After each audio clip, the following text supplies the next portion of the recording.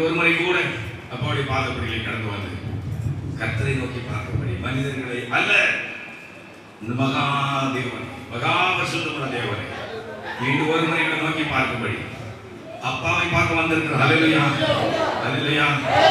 அந்த சந்தோஷத்தினால் நிறைந்தவர்கள் எல்லாரும் ஆர்ப்பரிப்போம். அல்லேலூயா, அல்லேலூயா. அந்த தகப்பன் அவர் நம்மை பார்க்கும்படி ஏற்கனவே வந்திருக்கிறார். அல்லேலூயா.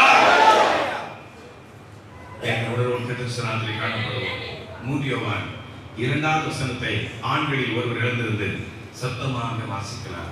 அப்போஸ்தலனாகிய சுத்த யோவான் எழுதின 3ஆம் நிருபம் 2வது வசனத்தை ஒருவர் வாசிக்கலாம். பிரியமானவனே, பிரியமானவனே, பிரியமானவரே, உன் ஆத்துமா வாழ்கிறது போல, உன் ஆத்துமா வாழ்கிறது போல நீ எல்லாவற்றிலும் வாழ்ந்து, நீ எல்லாவற்றிலும் வாழ்ந்து சுகமாய் இருக்கும்படி வேண்டுகிறேன் என்று அங்கே அப்போஸ்தலர் எழுதுகிறதை பார்க்கிறோம். எல்லாரும் பலவிதமான தேவையோடு வந்திருக்கிறோம்.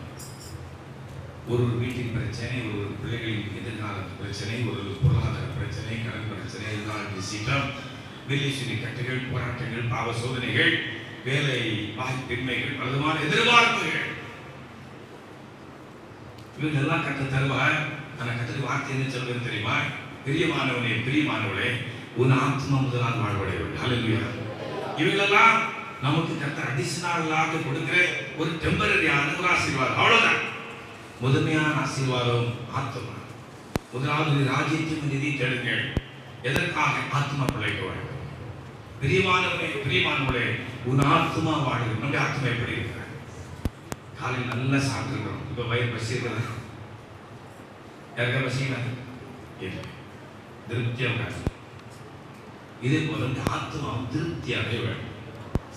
கர்த்தருடைய வார்த்தையினால் ஆத்மா நிலத்தையும் கொழுப்பை உண்டது போல திருப்தியாக இருக்க வேண்டும்.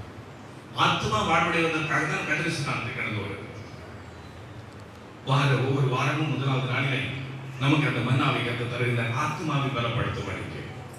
இந்த வார்த்தை நாட்களிலே திங்கள், செவ்வாய், புதன், வியாழன், வெள்ளி, சனி என்று ஒவ்வொரு நாளிலும் கர்த்தருக்கு ஆசீர்வாதங்கள் வைத்திருக்கிற 2 நாள் கூட்டங்கள், 4 வார கூடைகள், மாத கூடைகள்,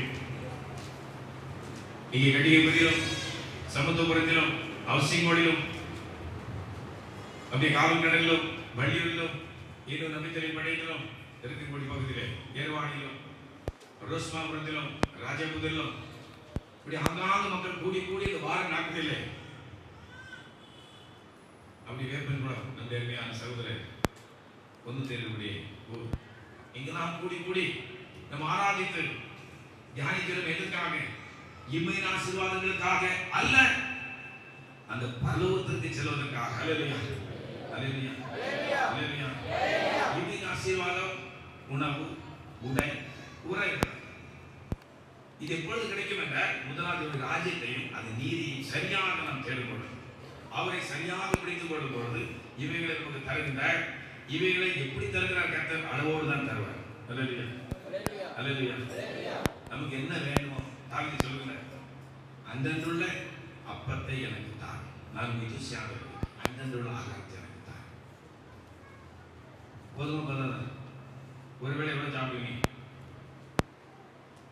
சிலர் பார்த்தீங்கன்னா பயங்கரமா எனக்கு கடுமையான பசி அப்படி இப்படி பேசிட்டு இருப்பாங்க. அங்கே போய் சாப்பிடுறதுல பார்த்தீங்கன்னா இவ்வளவுதான் சாப்பிடும். என்ன பண்ணுறது? நம்மளது அதுக்கு மேலே சாப்பிடுது. இவ்வளவுதான் நம்முடைய ஆகாரங்கள். யாருக்காவது ஆகாரம் இல்லைன்னு சொல்ல முடியுமா? உறைவிடம் இல்லை என்று சொல்ல முடியுமா? உணவில்லை, உடுத்த உடை இல்லை என்று நம்ம ஒருவரும் சொல்ல முடியாது. கர்த்தரை ஆசீர்வதித்திருக்கிறார். இப்பொழுது அதுவல்ல பிரச்சனை. கர்த்தருடைய வருகை காலம் கடைசி ஆகிவிட்டது. அல்லேலூயா. கர்த்தர் வரப்போகிற எல்லாரும் எதற்காக அழைக்கப்பட்டிருக்கிறோம்? அப்பாவை வீட்டிற்கு, அந்த நித்திய வீட்டிற்கு, யுகா யுகமாய் நம்முடைய பிதாவாகிய தேவன் குமாரனாகிய கிறிஸ்து வீட்டிருக்கிற அந்த பரலோகராஜ்யத்திலே தேவ ஜனத்திற்கு ஒரு விசேஷ இடத்தை கர்த்தர் ஆயத்தப்படுத்தியிருக்கிறார். அல்லேலூயா. அந்த இடத்திற்கு நாம் கடந்து போகும்படி நம்மை ஆயத்தப்படுத்தும்படி பரிசுத்த ஆவியானவரை பிதாவாகிய தேவன் அனுப்பி தந்திருக்கின்றார். அந்த பரிசுத்த ஆவியானவர் நம்மை அழகுபடுத்திக் கொண்டிருக்கின்றார். அந்த ஆவியானவரை கர்த்தர் அனுப்பி தந்ததின் நோக்கம் மணவாளனாகிய இயேசுவுக்கு ஒரு மணவாட்டியை ஆயத்தப்படுத்த வேண்டும் என்பதற்காக. அந்த மணவாட்டி யார்? யார் யாருடைய ஆத்மா வாழ்கிறதோ அந்த ஆத்மாக்கள் எல்லாம் சேர்ந்ததுதான் அந்த மணவாட்டி.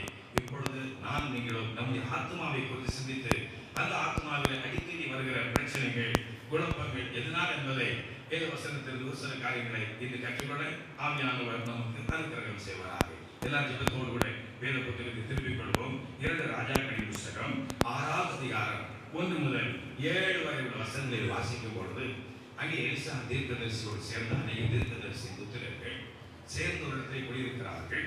அவ்வளவு ஒரு நாள் அந்த தீர்க்கதரிசி புத்திரர்கள் கடந்து வந்து எலிசா தீர்க்கதரிசி இடத்திலே தலைவரிடத்தில் சொல்லுகிறார்கள், ஐயா இந்த இடம் நமக்கு போதுமான நெருக்கடியாக இருக்கிறது, அதெல்லாம் நாங்கள் கடந்து போய் எங்களுக்காக ஒரு இடத்தை ஆயத்தப்படுத்த வேண்டும், மரங்களை காட்டில் போய் மரங்களை வைத்து ஒரு கூடாரம் போட வேண்டும் என்று சொல்லி ஆலோசனை கேட்டு அங்கே கடந்து போய் அந்த மரங்களை வெட்டுவதற்கான கோடலிகளை அங்கிருந்து வாங்கி இரவல் நம்ம போய் ஏதாவது வேலை செய்ய உடனே ஒரு கடையில் போய் வாடகை கிடைக்கிற கடையில் போய் அந்த பொருட்களை சமைச்சு விகாசிகளை வாங்கி கொண்டு வேலை செய்வது போல அங்கே கோடலிகளை வாங்கி அவர் மரங்களை வெட்டி இந்த குடிசை கட்டும் வேலை அங்கே நடந்து கொண்டிருக்கிறார். இப்படி இருக்கும் பொழுது ஒரு தீர்க்கதரிசி வேகமாக ஓடி வந்து அலறி கொண்டு வந்து எலிசாவிடத்தில் சொல்ல, ஐயா நான் வெட்டி கொண்டிருந்த பொழுது அந்த கோடரி அது கலந்து கண்ணீரில் விழுந்து விட்டாரு. அது என்னுடைய கோடாரியா இருந்தால் கூட பரவாயில்லை, அது நம்முடைய கோடாரியா இருந்தால் கூட பரவாயில்லை, அது யாருடைய கோடாரி? இரவல வாங்க, பக்கத்து விட்டது வாங்க, அவங்க ரொம்ப டேஞ்சர் fellow, அவங்களை திரும்பி கொடுக்கல அப்படின்னா அதே மாதிரி 10 கோடாரி கொடுத்தாலும் அவங்க சமாதானப்பட மாட்டாங்க. அப்படிப்பட்ட இடத்துல இருந்து வாங்கின கோடாரி, இரவலாய் வாங்கின கோடாரி நான் என்ன செய்வேன் என்று கதறுகின்றார். அப்பொழுது அவர் சொல்லுகிறார், இங்கே அந்த கோடாரி விழுந்தது காட்டு. உடனே கடந்து போய் அந்த தீர்க்கதரிசி காட்டுகின்றார்.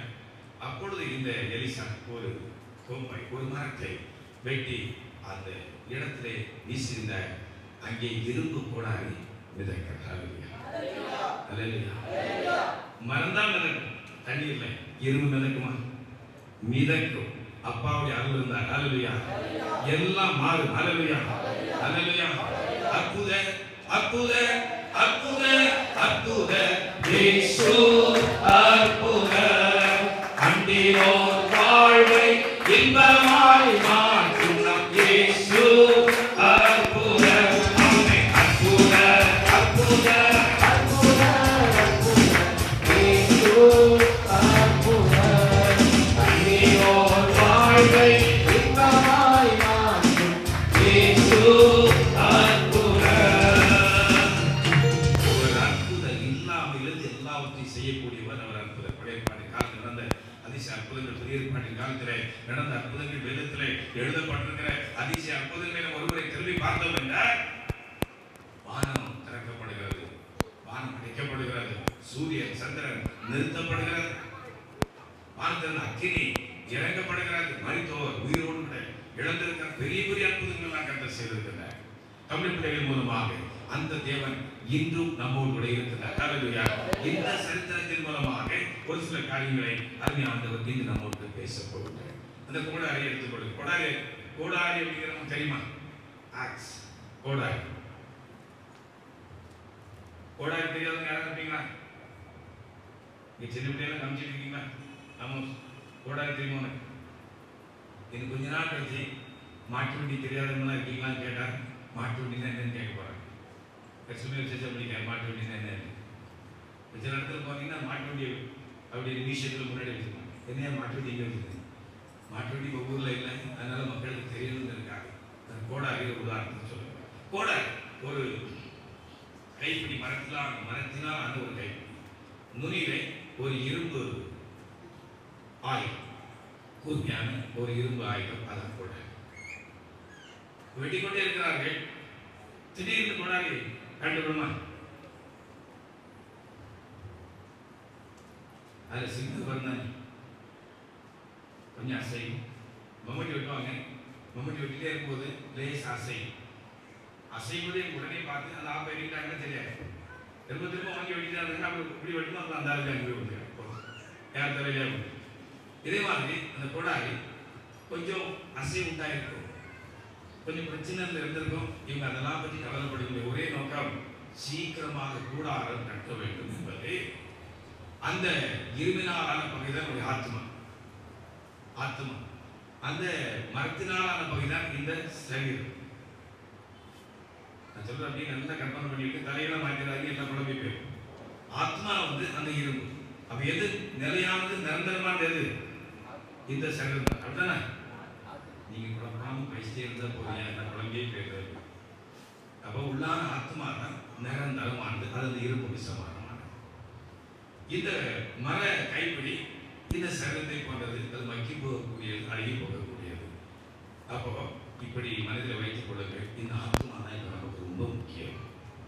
அனைவருடைய ஆத்மா இப்பொழுது எந்த நிலையில் இருக்கிறது என்று நாம் கணிக்க முடியவில்லை. இந்த சரீரத்திற்கு ஒரு வாரம் சரியான உணவு, உடை, உறைவிடம், போதுமான ஓய்வு இல்லை என்றால் அப்படியே கண்டு ரெண்டு குழி விழுந்து நடக்க வல்லன் என்ற ஒரு வாரத்தில் அப்படியே தலையிலாக இந்த சரீரம் மாறி போய்விடுகிறார். இதே போல தான் உள்ளான மனிதன் ஆராதனை, கூறுகள், ஜெபம், வேதவாசிப்பு, கல்வி பிரமாணங்களை கைக்கொள்ளுதல், பாவரிக்கை, கல்வி திருப்பந்தி, இவர்களும் குறைபட அந்த உள்ளான மனிதன் நல்ல தீனமடை. வெளியில ஆளுநர் தான் இருப்பாங்க, நல்ல ஒயிட் நோட் ஜிப்பா பஞ்சமெல்லாம் போட்டு பிரசங்கரா ரொம்ப வல்லமையாக நடந்துட்டு இருக்கும். ரொம்ப முன்ன விட ஃபர்ஸ்ட் பவராக இருக்காரு நீங்க சொல்லுவீங்க. ஆனால் எனக்கு ஆளுக்கு தான் தெரியும் உள்ள என்ன டேஞ்சர் ஓடிட்டு இருக்காரு. ஏன்னா உங்களை யாரையுமே நான் சொல்ல விரும்பலை. நீ எல்லாருமே பரிசுத்த வாங்கி அதான் சொல்லிட்டு வெளியே வந்துவார் அப்படின்னு பரிசுத்த வாங்கி எப்படி சொல்லலாம்? வேற யாருமே உதாரணம் கிடைக்கலையா? அப்படி யாரும் கேட்க மாட்டீங்க. ஸ்தோத்திரம், பிரைஸ். அப்போ வெளி தோற்றம் அல்ல, வெளியில ஆத்மா பற்றி வெளியே தெரியாது. அந்த உள்ளான மனிதன் எப்படி இருக்கிறது சிந்தித்து பார்ப்போம். அந்த உள்ளான மனிதன் எப்படி இருக்கிறதோ அதை பொறுத்துதான் வியாபிக்கிற ஜீவியம் அமையும். அதை பொறுத்துதான் கர்த்தன் கருள போகிற நித்திய வீடு அமைய போகிறது. உள்ளான மனிதன் இந்த உலகத்தில் நான் நீங்கள் எப்படி வாழ்ந்தோம் என்பதற்காக கர்த்தர் பெரிய இடத்தை கொடுக்க போகிறதில்லை. அந்த ஆத்மா வாழ்கிற பிரியமானவனே உன் ஆத்மா வாழ்கிறது போல. ஹல்லேலூயா, ஹல்லேலூயா. அந்த ஆத்மா வாழ்வதற்கு ஜெபம், வேத வாசிப்பு, கல்வி, ஆலய கூடுகைகள், ஆராதனைகள், பிரமாணங்கள் இவைகள் மிக மிக அவசியம். கர்த்தர் வார்த்தை கேட்டுக்கொண்டே இருக்கிறார். நீங்க எதை அதிகமா கேட்டுட்டே இருக்கீங்களோ, எதை அதிகமா பார்த்துட்டு இருக்கிறீங்களோ அதே போல நீங்க மாறி விடுவீர்கள். நம்முடைய பிள்ளைகள், சிறு குழந்தைகள் யாரோட அதிகமாக பழகிறார்களோ அந்த பிள்ளைகளுக்கு பழக்க வழக்கம் உங்களுக்கு வந்து போகிறது. அந்த பிள்ளைகள் நல்ல ஒரு அருமையான தெய்வீக பிள்ளைகளாக நம்முடைய தெரிஞ்சுமை அன்பு நிஜங்களாக இருப்பார்கள். இந்த ஆவித்தின் காரியங்களே பேசி பழகுவார்கள். அப்படி இல்லாத பட்சத்தில் உலக பிரகாரம் கெட்ட வார்த்தைகள் எல்லாம் பழகி இந்த பிள்ளைகளுக்கு என்னன்னே தெரியாது. அது கெட்ட வார்த்தைன்னு பிள்ளைக்கு தெரியாது, ஏதோ பேசிக்கொண்டு இருந்தாலும் பேசுகிறேன். அதுபோலத்தான் நம்முடைய பழக்க வழக்கம் எப்படி இருக்கிறது, நடைமுறை பாவனைகள் எப்படி இருக்கிறது, கிரியைகள் எப்படி இருக்கிறது, நம்முடைய ஆத்மாவை குறித்து சற்று சிந்தித்து பார்ப்போம். சரத்தை குறித்து ரொம்ப கவலைப்படுறோம். சுகர் வந்துட்டு, ப்ரெஷர் வந்துட்டு, மாத்திரை கரெக்டாக சாப்பிடணும், மாத்திரை கவனமாக வச்சுருப்பாங்க.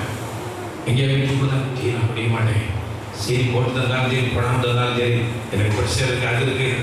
இந்த சரீரத்தை கவனிக்கிறது நம்ம எவ்வளோ கவனமாக இருக்கிறோம். அந்த ஆத்மாவை குறித்து அந்த கவலை இருக்கிறதா சிந்தித்து பார்ப்போம்.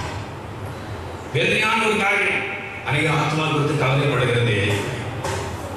சபைக்குடி வருவதை குறித்து கவலையே இல்லை, ஆராதனைகளை குறித்து கவலையே இல்லை, வேத வாசிப்பை குறித்து கவலையே இல்லை, அதிகாலை ஜெபத்தை குறித்து கவலையே இல்லை, தேவஜனங்களாய் கூடி ஆராதிக்கிற அந்த கூடைகளை குறித்து கவலை இல்லை, தனி ஜெபம் இல்லை.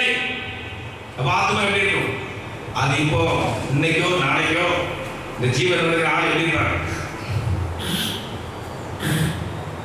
சொல்லுவாங்க, தொண்டை குழியில் எடுத்துட்டு கிடக்குன்னு சொல்லுவாங்க.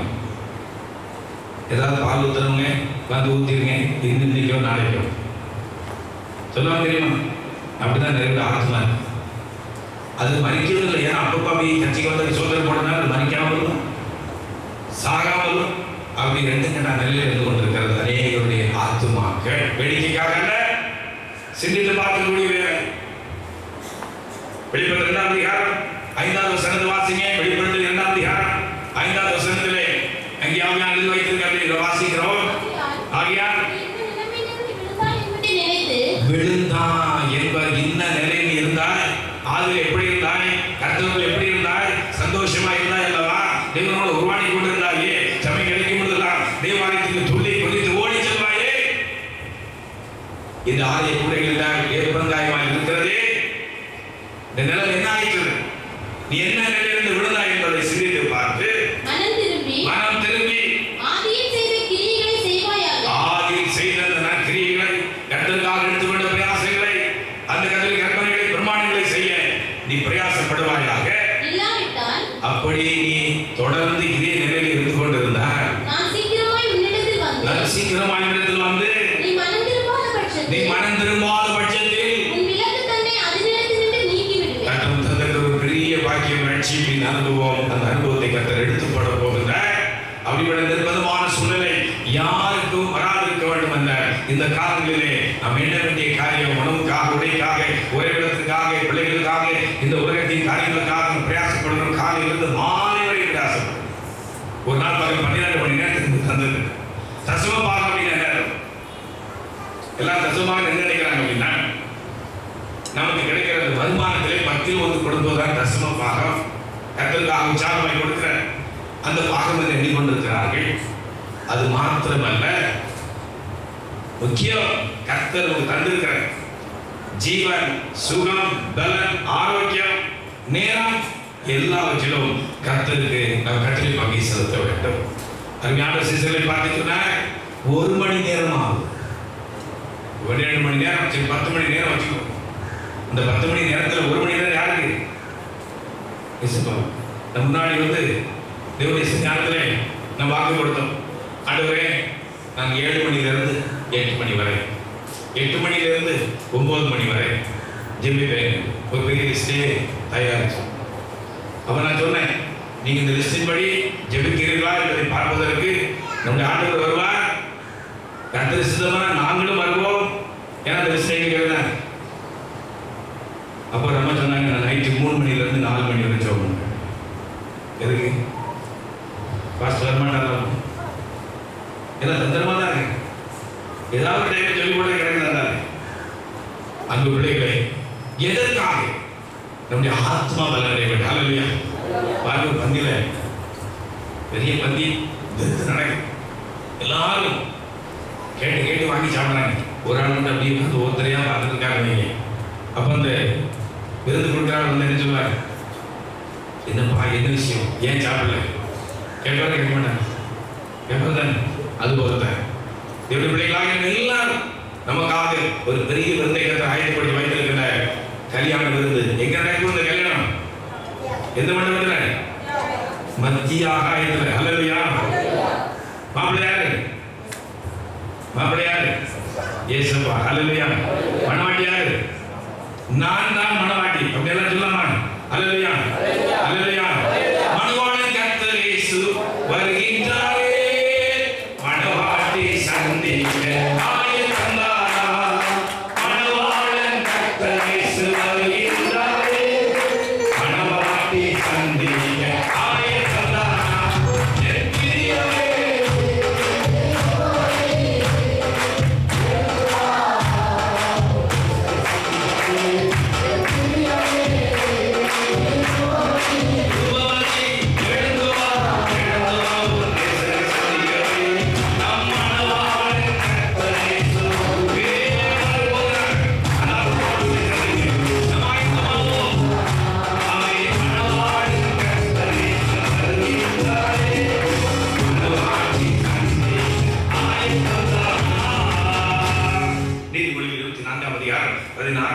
வாசிக்கும் பொழுது நாம் மீண்டும் எழுந்திருப்போம். இந்த நிலையில் என்ன நிலையில் விழுந்தோம் என்பது நமக்கு நன்றாக தெரியும். குடும்பத்தை சூழல் நிமித்தமாக இப்பொழுது ஜெபம் இல்லை, வேலை பழு நிமித்தமாக காத்திருக்கிறதில்லை, நெருக்கடி நிமித்தமாக, பகவான் இந்தியர்கள் அம்மான் நிமித்தமாக கோபம், எரிச்சல், கசப்புகள், வைராக்கியம் என் உள்ளத்தை நிறைத்து விட்டபடினாலே கிறிஸ்துவின் அன்பிலே நான் குறைந்து போயிருக்கிறேன் என்று நமக்கு நன்றாக தெரியுமே. இந்த நிலையிலிருந்து எந்த நிலையிலிருந்து விழுந்தோம் என்பதை நாம் சிந்தித்து பார்க்க. வாசிங்க. நீதிமான் 7 தரம் விழுந்தாலும் திரும்பவும் எழுந்திருப்பான். நமக்கு எந்த நீதிமான் வசதிகள் சேர்த்திருக்கின்ற, நமக்கு அபிஷேகம் இருக்கின்ற, மூலிகை ஸ்நானம் பெற்றிருக்கிறோம், கர்த்தரின் திருமணத்தில் பங்கு பெற்றிருக்கிறோம். நம்ம நீதிமான் வரிசையிலே கர்த்தர் நம்மை அழைத்திருக்கின்ற அபிஷேகத்திற்கின்ற நடத்தி கொண்டிருக்கின்ற எல்லாரும் கர்த்தர் நீதிமான்கள் என்று அழைக்கின்ற. ஹல்லேலூயா ஹல்லேலூயா. நீதிமான் தள்ளாட விட மாட்டார். நீதிமான் எழுந்தர் விழுந்தாலும் எழுந்திருப்பார். ஒரு நாள் ஒரு பிரதரோட வீட்டுக்கு போறோம். அங்க ஒரு தொட்டி பக்கத்தில் இந்த வசனம் எழுதி போட்டார். அவர் எந்த நோக்கத்தில் எழுதி போட்டார் தெரியாது. நீதிமான் எழுந்தர் விழுந்தாலும் எழுந்திருப்பார். மேல ஒரு தகர மூடி போட்டிருக்க, அது பக்கத்தில் அது எழுதி போட்டு எதற்காக சொல்கிறேன், என்ன நிலையிலிருந்து விழுந்தோம் என்பது எனக்கும் உங்களுக்கும் நன்றாக தெரியும். அந்த நிலையை மாற்றிக்கொள்வோம். இந்த நாளை முதற்கான ஆலோசனை கர்த்தருக்கு தருகின்ற அந்த கோடலினுடைய அந்த ஆயுத பகுதி விழுந்து போயிற்று என்று இங்கே ஒரு தீர்க்கதரிசி கடந்து வந்து எலிசாவிடத்தில் மன்றாடுகிறதை பார்க்கிறோம். நானும் நீங்களும் நம்முடைய ஆத்மாவை குறித்து மன்றாடும்படி கர்த்தர் கடந்து வந்திருக்கிறோம். அதற்கு முதல் ஆரம்பம் அது விழுவதற்கு, அந்த ஆத்மா வீழ்ச்சி அடைவதற்கு முதல் காரணம் என்ன பார்ப்போம். 2 ராஜாக்கள் 6ஆம் அதிகாரம் 1ஆம் வசனத்தை வாசிக்கிறார். எலிசாவை நோக்கி, இதோ நாங்கள் உம்முடன் குடியிருக்கிற இந்த இடம் எங்களுக்கு நெருக்கமாய் இருக்கிறது. நெருக்கமாய் இருக்கிறது. பாருங்க, இவ்வளவு பேர் இருக்கிறோம். இவ்வளவு பேர் வந்துட்டாங்க. நீங்க இருக்கிற இவ்வளவு பேர் இருக்கிறீங்க. இன்னும் இவ்வளவு பேர் வெளியில வந்துட்டாங்க. நீங்க என்ன பண்ணுவீங்க? நீங்க அவ்வளவு பேர் வெளியே போயிட்டு அவங்களுக்கு இடம் கொடுத்துருவீங்களா? நீங்க கண்டுக்கிட்டே மாட்டீங்க. யாரு வந்தாலும் எனக்கு தெரியாது. அதெல்லாம் கண்டுக்கிட்ட பாசத்தை தள்ளி உட்காந்துருவாரு. அதனால நான் சேவை கண்ண முடிஞ்ச அப்பதான் தியானத்தில் அப்படியே உட்காந்துருவாங்க. யாரு வந்து எங்கேயும் உட்காந்து பாருங்க. அப்போ பக்கத்தில் நம்ம உட்காந்து என்ன ஆகும்? நெருக்கடி உண்டாகும். நெருக்கடி உண்டாக என்ன உண்டாகும்? முறுமுறுப்பு உண்டாகும். முறுமுறுப்பு. அந்த கோடானுடைய அந்த ஆயுத பகுதி கீழே விழுவதற்கு முதல் காரணம் சின்ன அசைவு, முறுமுறுப்பு. குடும்பங்களிலே பிரச்சனை, கணவன் மனைவிக்கிடையே, பிள்ளைகளுக்கு பெற்றோர்களிடையே, தெரிஞ்சவர்களே, பாஸ்டர்களுக்கு விசுவாசிகளுக்கிடையே, விசுவாசிகள் தங்களுக்கிடையே இந்த ஆத்மா சோர்ந்து போவதற்கு காரணம் முதல்ல முறுமுறுப்பு. இங்கேயே தீர்க்கதரிசிகள் எல்லாம் சேர்ந்திருக்கிறாங்க. அவருடைய எஜமான் யாரு? எலிசா. அந்த எஜமானுடைய நோக்கமெல்லாம் என்ன தெரியுமா? எஜமானுடைய நோக்கம் என்ன? அந்த எலிசாவுடைய வாஞ்சியெல்லாம் என்ன? ஏற்கனவே எலிசாவுடைய வாஞ்சியோடு கூட கட்டி பெற்றுக் கொண்டார். என்ன வாஞ்சி? அப்படி வாஞ்சியெல்லாம் கட்டி வல்லமை பெற்றுக் கொள்ள வேண்டும். கல்வி ஆசீர்வாதத்தை பெற்றுக் கொள்ள வேண்டும்.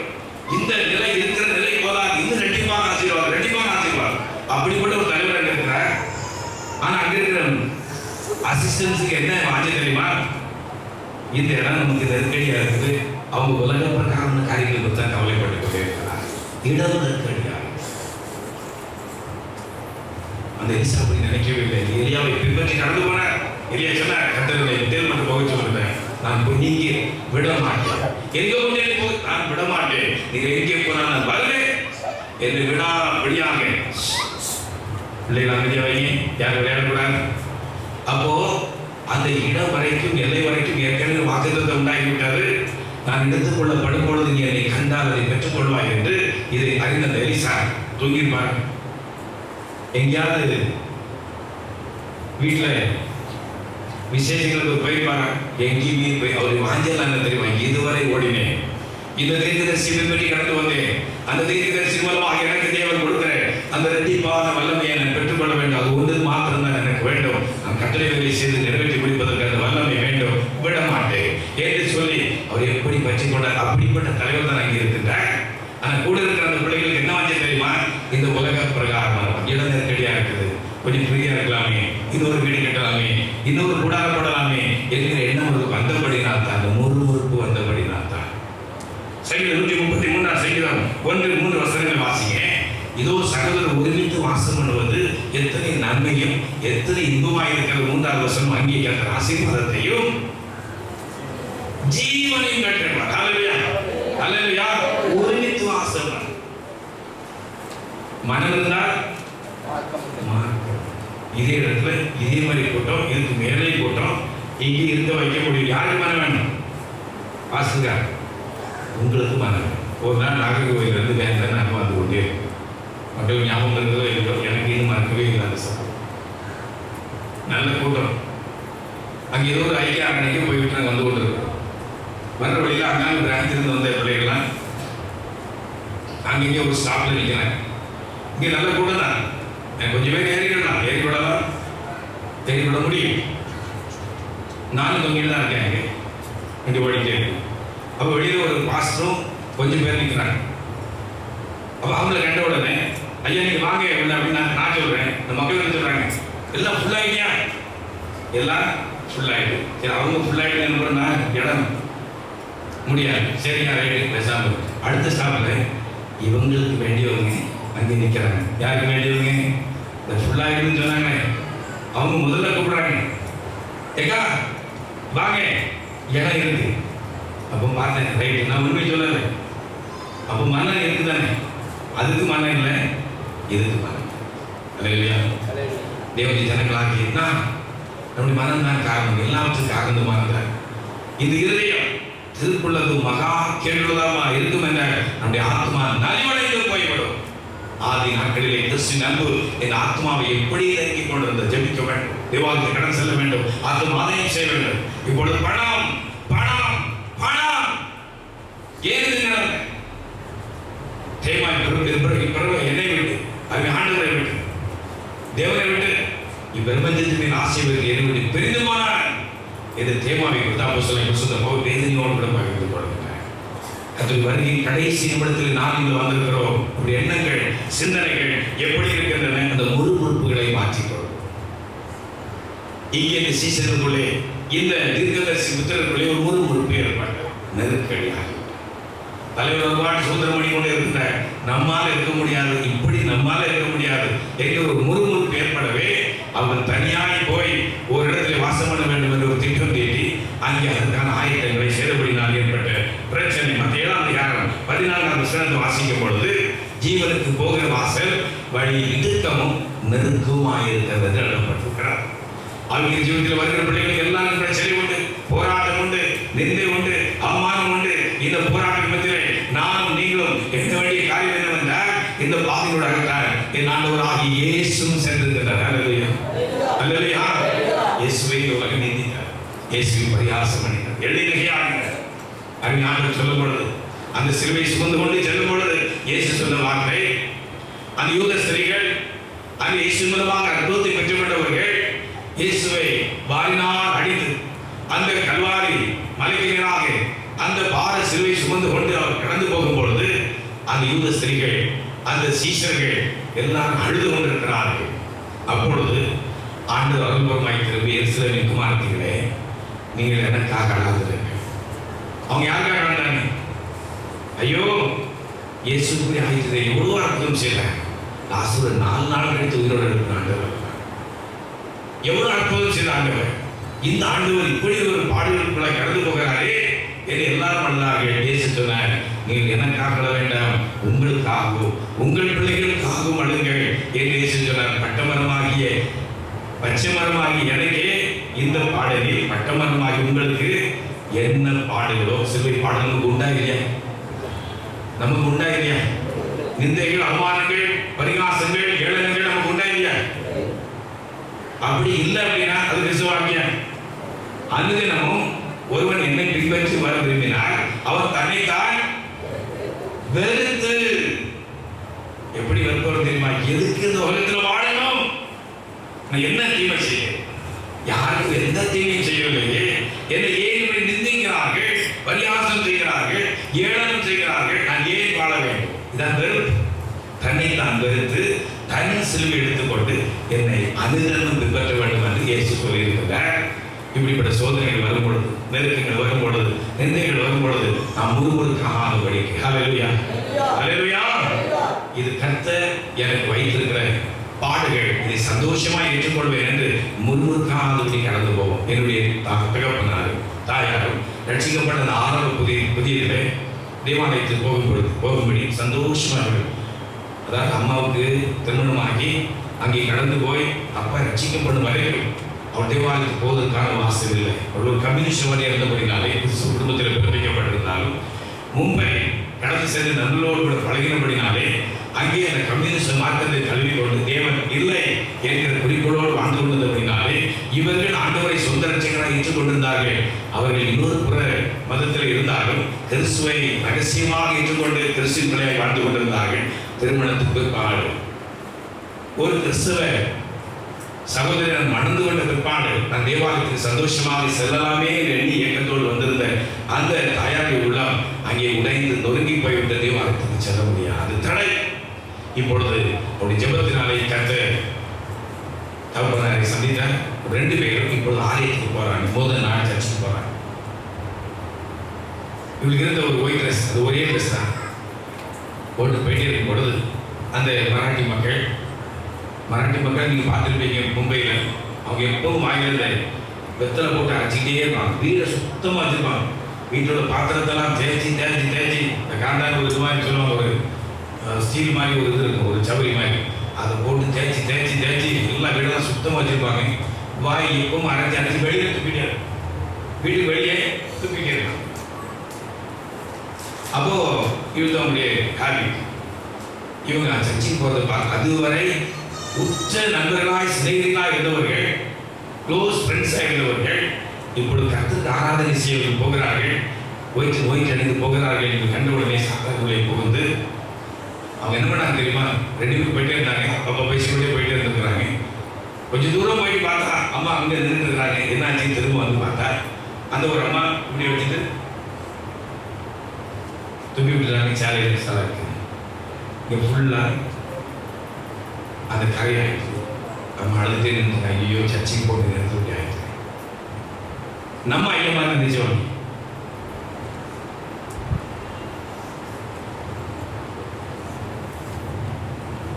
நம்ம ஐயா என்ன செய்வாங்க? இந்த அம்மா பார்க்கறது எந்த அம்மா பார்க்க போயிடுவாங்க? அந்த அம்மா பார்க்க போயிடுவாங்க. ஆனால் அந்த ஐயா என்ன பண்ணாங்க தெரியுமா? வந்தவுடனே சொன்னாங்க, இப்பொழுது அந்த கிறிஸ்துவ வாழ்க்கை ஆரம்பமாயிருக்கு. அவரோடு பாடலை செய்தால் ஆளுகையை செய்து. இப்போ நாம இந்த டிராக்ல ஏறியாச்சு. இனி பாடுகள் ஆரம்பமாக போகிறது என்று ஆட்சியினார்கள் தேற்றினார்கள் என்று சரித்திரம் சாட்சி நமக்கு பகிர்கிறது. நாம் இந்த வழிநூலாக கடந்து போகிறபடினாலே தேவஜனங்களாகிய நம்முடைய வாழ்க்கையிலும் இந்த நெருக்கத்தின் மத்தியிலே நாம் ஒருவருக்காதபடிக்கு இப்போ கோடரி மனசில் வச்சுக்கிட்டுருங்க. கோடரி மறந்துடக்கூடாது. கோடரி முதல்ல லேசாக ஷேக் ஆகுது. கோடரி விடுறதுக்கு காரணம் முதல்ல லைட் ஒரு ஷேக். அந்த ஷேக் தான் என்னது? அப்படி பேசிட்டே இருப்பாங்க. அந்த புருஷன் சொன்னா அந்த அம்மா புரியாமல் பேசுறது, என்னத்தையாவது வேணும்னு பேசுறது. ஏன்னா அப்பதான் அந்த அப்படி கோவப்படுத்தி சண்டை அவரு அது இது முறுமுறுப்பு. சிலருக்கு தான் ஆலோசனை கொடுக்கும்போது நான் பசிக்கிறேன்னு சொல்லுங்க வழியில் முறுமுறுப்பு தெரியுமா? இதுதான் முறுமுறுப்பு. 2 பிள்ளைகள் ஆகிறது முறுமுறுப்பை பெற்று வரும். அல்லையா? இந்த முறுமுறுப்பு என்ன பண்ணும்? அந்த ஆத்மாவாகிய அந்த கோடாரியின் முக்கியமான பகுதி விழுந்து விடும். இந்த முறுமுறுப்பை மாற்றிக்கொள்ளும். நம்ம யாருக்கு முறுமுறுப்பு போடுவது கசப்பு வேண்டாம். அந்த முறுமுறுப்புகளை மாற்றிக்கொள்ளும். 2 ராஜாக்கள் 6:2 வசனத்தை வாசிங்க. போய் ஒவ்வொரு உத்தரத்தை வெட்டி குடியிருக்க அங்கே எங்களுக்கு ஒரு இடத்தை உண்டாக்கும். ஒவ்வொருவருக்கும் ஒவ்வொரு உத்தரம், ஆளுக்கு ஒரு உத்தரம். அப்படின்னு என்ன அர்த்தம்? அவங்க எல்லாரும் இப்ப மேல கூற கேட்டார் அசிவாரம். இந்த வீட்டோட அசிவாரம் யாரா பார்த்துருக்கீங்களா? இந்த சர்ச்சோட அசிவாரம் யாருக்கா தெரியுமா? இந்த சர்ச்சோட அசிவாரம் யாரும் தெரியுமா? இந்த வேலை செய்தவங்களுக்கு இங்க இருந்தவங்களுக்கு கொஞ்சம் பேர் அது மட்டும் தான் தெரியும். இப்போ வரவங்க எதை பார்ப்பாங்க? ஓ சூப்பர் அருமையான கூடார மேல இருந்த கீழே இருக்க அசிவாரம் யாருக்குமே தெரியாது. இப்போ எல்லாரும் உத்தரத்தை கொண்டு வந்து உத்தரம் இங்கிலீஷ் பண்ணுவாங்க. அசிவாரத்தில் கேட்டுவாங்க மேல வைப்பாங்க. மேல வைப்பாங்க. நான் என்னால் தான் பெருமை. நான் ஜோமனதான் அவர் பெருசாக கிடைச்சது அப்படின்னு சொன்னீங்க. அது உண்மையா? போய் கர்த்தர் நிரப்பினார். ஹல்லேலூயா. கர்த்தர் நிரப்பினார். அந்த பிள்ளை கர்த்தர் நிரப்பினார் என்பதுதான் மெய். அவர் உத்தரத்தை ஒவ்வொரு ஆளுக்கு ஒரு உத்தரம், ஆளுக்கு ஒரு எண்ணம், ஆளுக்கு ஒரு சூழ்நிலை, ஒவ்வொரு விதமான கருத்து, ஒரு மனம் இல்லை. ஆளுக்கு ஒரு உத்தரவு மேலே கொண்டு வந்து நான் என்கிற அந்த காரியத்தை காட்ட வேண்டும் என்பதற்காக அவருக்கு கிரியை செய்கிறதை பார்க்கிறோம். 1 Peter 5:6 வாசிங்க. கர்த்தரை உயர்த்தும்படிக்கு, கர்த்தரை மேன்மைப்படுத்தும்படிக்கு நாம் என்ன செய்ய வேண்டும் என்று அப்போஸ்தலர் அழகாக எழுதுகிறார். வாசிங்க. ஆகையால் ஏற்ற காலத்திலே தேவன் உங்களை உயர்த்தும்படிக்கு அவருடைய பலத்த கைக்குள் அடங்கியிருக்கிறார். ஹல்லேலூயா. அந்த எலியாவோடு கூட தான் இருந்தார். எலியாவுடைய கரத்திற்கு தண்ணீர் வார்த்தை எலிசா என்று எழுதப்பட்டிருக்கிறது. அவர் கூடவே இருந்தார். மோசையோடு கூட இருந்தார். ஒரு ஆசாரியர் பேரு மோசையோடு கூட இருந்தார். அவர் பேரு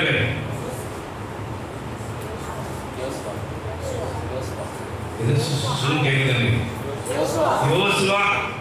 அப்படி கூடாரத்திற்கு நீங்காது இருந்தார்.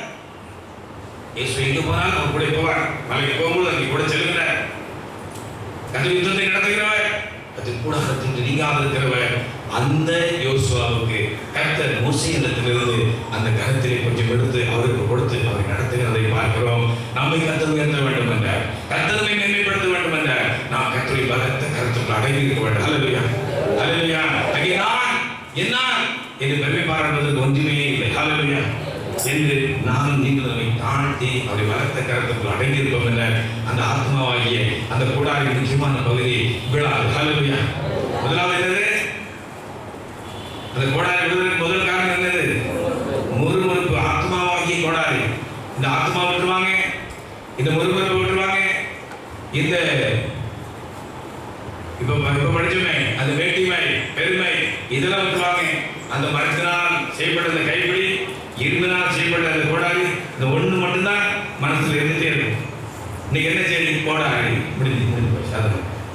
கோடாரி எதுக்காக கோடாரி பாசம் எடுத்தாலும் தெரியுமா? கோடாரி எதுக்காக? மரங்களில் வேறே வைக்கப்பட்டிருக்கிறது. அப்படிதானே? அதையும் சொல்லணும்னா நல்ல கை போடாத மரம் எல்லாம் வெட்டுண்டு அக்கினியிலே போடப்படும். ஆத்மா பலனடைபடிக்கு இந்த கூடாரி மூலமாக அந்த தீர்க்கதரிசி புத்தகத்தில் வாழ்க்கை நடந்த ஒரு சம்பவத்தின் மூலமாக இன்று தேவன் நம்மோடு பேசிக் கொண்டிருக்கிறார். ஹல்லேலூயா. எபேசியர் 2:20 வாசிக்கும் போது அப்போஸ்தலர் தீர்க்க என்னுடைய அசிவாரத்தின் மேல் கட்டப்பட்டவருமாய் இருக்கிறீர்கள் என்று எழுதப்பட்டிருக்கிறபடினாலே இந்த திருச்சபையின் ஐக்கியத்திலே நாம் சேர்ந்திருப்போம், ஐக்கியமாயிருப்போம். பரிசுத்தவான்களோடு உள்ள இந்த அந்யோன்ய ஐக்கியத்திலே சரியாயிருப்போம். அப்படி ஆத்மா பிழைக்கும். ஹல்லேலூயா, ஹல்லேலூயா. முறுமுறுப்பை மாற்றிக்கிறீங்க. பிரச்சனை வரும், போராட்டம் வரும், நிந்தைகள் வரும், அவமானங்கள் வரும், பலமான ஏழர்கள் எளிமையாளர்கள் வந்து கொண்டே இருக்கும். அந்த முறுமுறுக்கிற அந்த எண்ணத்தை விட்டு விடுங்க. கர்த்தாவே ஸ்தோத்திரம். யோபை பார்த்து நண்பர்கள் எல்லாம் பரியாசம் செய்கிறார்கள். அவ யோபு கர்த்தரை நோக்கி கண்ணீர் வடிக்கிறார்.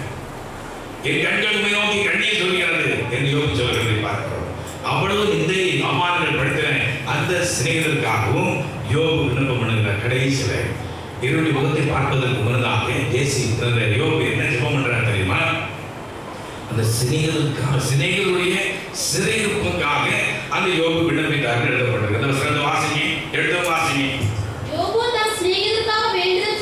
யோபு சிநேகிதருக்காக, அவருடைய சிறையிருப்புகளுக்காக, அவருடைய பிரச்சனைகளுக்காக, அவருடைய குறைவுகளுக்காக, யாருடைய குறைவுகளுக்காக? அந்த சிநேகிதர்கள் எந்த சிநேகிதர்கள் அவரை பரிகாசம் செய்தார்களோ, நிந்தித்தார்களோ, ஏளனம் செய்தார்களோ, அவருடைய சிறையிருப்புக்காக வேண்டுதல் செய்த பொழுது கர்த்தர் அவர் சிறையிருப்பை மாற்றினார். அவருடைய கண்கள் வைப்பின் ராஜாவை கண்டது. ஹல்லேலூயா, ஹல்லேலூயா. நம்முடைய ஆத்மா வாழ்வடைய வேண்டும். பிரியமானவர்களே, உன் ஆத்மா வாழ்கிறது போல அந்த ஆத்மா வாழ்வடைய வேண்டும் என்ற நம்முடைய ஆவிக்கிற ஜீவிதத்திலே ஏற்படுகிற நிந்தைகள், நெருக்கங்கள், போராட்டங்கள், குறைவுகளிலே முறுமுறுக்கிற சுபாவத்தை மாற்றிக்கொள். ஹல்லேலூயா. நான் இனிமேல் ஒருபொழுதும் முறுமுறுக்க மாட்டேன். தீர்மானம் எடுத்துக்கலாமா? ஹல்லேலூயா, ஹல்லேலூயா. என்ன ஆச்சு? ஹல்லேலூயா. என்ன கஷ்டம்? ஹல்லேலூயா. அப்படிதானே? இனி முறுமுறுக்க வேண்டாம். இனி வேண்டாம். என்ன செய்யணும்? கர்த்தரினால் எக்காலத்திலும் சோத்திரம். முறுமுறுக்கிறாங்களா? அவங்க நம்மளை வேதனைப்படுத்துறாங்களா? நிந்திக்கிறாங்களா? சோத்திரம், சோத்திரம், சோத்திரம், சோத்திரம், சோத்திரம் சொல்லி பாருங்க. கர்த்தருக்கு ஈஸியா. ஹல்லேலூயா, ஹல்லேலூயா. சரிதானே? சோத்திரம். ஹல்லேலூயா. சோத்திரம், சோத்திரம் சொல்லிட்டே இருப்போம். என்ன பிரச்சனை வரட்டும் சோத்திரம். நிந்திக்கிறாங்களா? சோத்திரம், சோத்திரம், சோத்திரம். கர்த்தர் வருவார். ஹல்லேலூயா. இரண்டாவது, நாம் பெருமைப்பட வேண்ட புத்தகங்களை கொண்டு அவரவர்கள் தங்களுடைய அந்த கிரியைகளை நடப்பிக்கும்படி மேல கெட்டது எப்படி மக்களுக்கு தெரிகிற மாதிரி, இந்த அலங்காரங்கள் தெரிகிற மாதிரி நான் என்கிற அந்த பெருமை இடங்களுக்காக நம்மை தாண்டி அந்த தேவ மனிதனுடைய கருத்துக்குள்ளாக திருச்சபைக்குள்ளாக அப்போஸ்தலர் தீர்க்கதரிசிகளுடைய அஸ்திவாரத்தில் கட்டப்பட்ட அந்த திருச்சபை ஐக்கியத்திற்குள்ளாக அந்த சத்தியத்துக்குள்ளாக நாம் கடைசி வரையிலும் அடங்கி இருப்போம். ஏற்ற காலத்திலே உன்னதங்களில் கர்த்தர் உயர்த்த போகிற ஹல்லேலூயா ஹல்லேலூயா. இயேசு ராஜா வருவார், இன்னும் கொஞ்சம் காலம் தான் மோட்ச லோகம் சேர்ந்திடுவோம். நம் இயேசு ராஜா வருவார், இன்னும் கொஞ்சம் காலம் தான் மோட்ச லோகம் சேர்ந்திடுவோம். கண்காண்டதெல்லாம் அழியும், அழியும், காணாததெல்லாம் நித்தியம். கண்காண்டதெல்லாம் அழியும், அழியும்,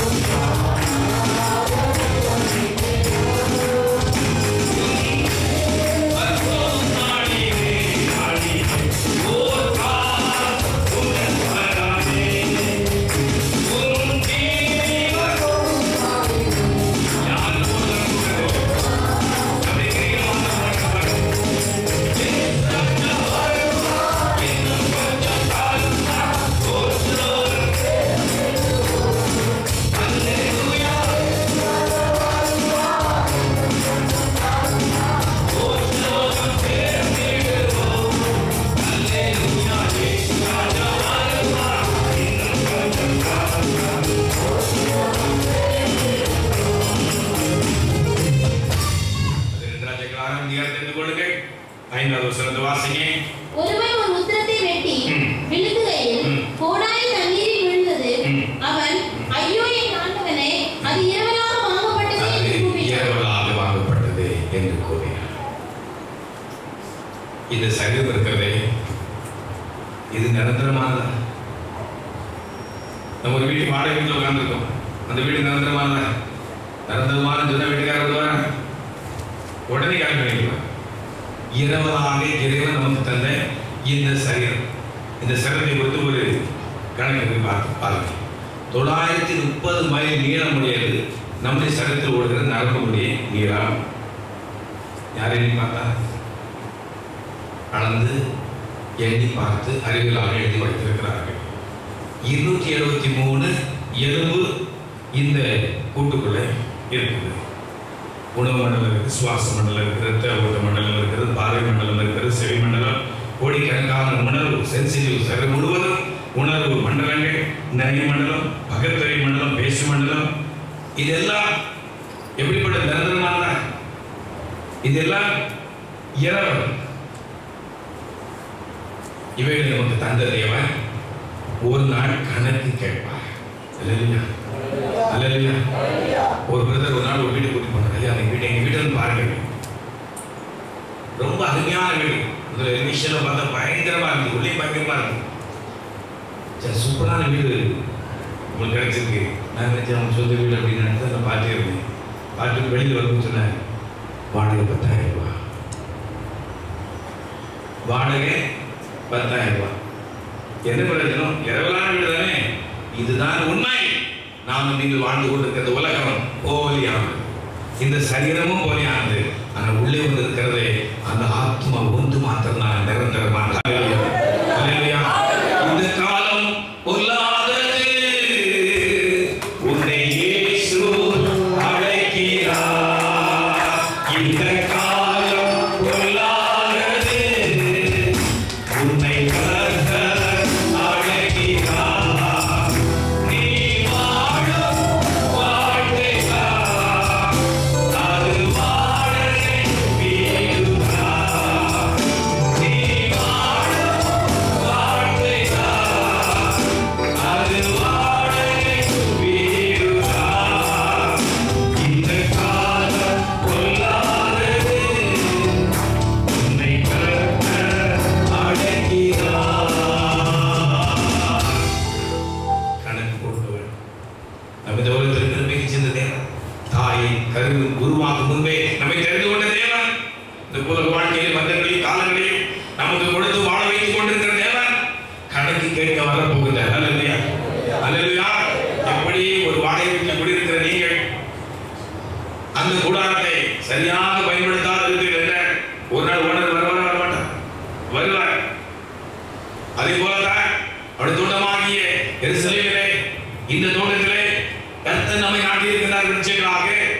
ஒவ்வொரு வாரம், ஒவ்வொரு நாளும், ஒவ்வொரு நாட்களிலும் நடைபெறுகிற ஒவ்வொரு ஆராதனைகளிலும் அந்த ஆத்மீக மன்னா, அந்த நீர் பாய்ச்சப்பட்டுக் கொண்டே இருக்கிறது, உரம் போடப்பட்டுக் கொண்டே இருக்கிறது.